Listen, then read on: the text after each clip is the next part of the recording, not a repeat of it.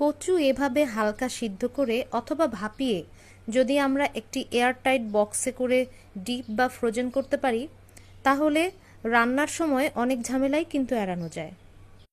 সেজন্য আমাদের প্রথম দিন একটু কষ্ট করে সব কিছু প্রসেস করে গুছিয়ে রাখতে হবে।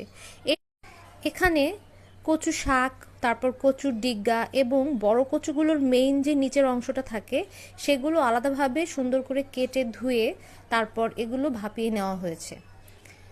প্রিজার্ভ করার এই সিস্টেমগুলো হয়তো আপনারা অনেকেই জানেন, কিন্তু আমার মতো যারা নতুন নতুন রান্না শিখছেন সেই সব রাঁধুনির জন্য আশা করি এই ভিডিওটা হেল্পফুল হবে। এখানে টোটাল 3টা কচু নেওয়া হয়েছে, যার বিভিন্ন অংশ সুন্দর করে আলাদা আলাদা শেপে কেটে নেওয়া এবং ভাপিয়ে নেওয়ার পর এগুলো ঠান্ডা হতে দেওয়ার জন্য বক্সে করে রাখা হয়েছে। এখানে দেখতে পাচ্ছেন যে চিরি চিরি করে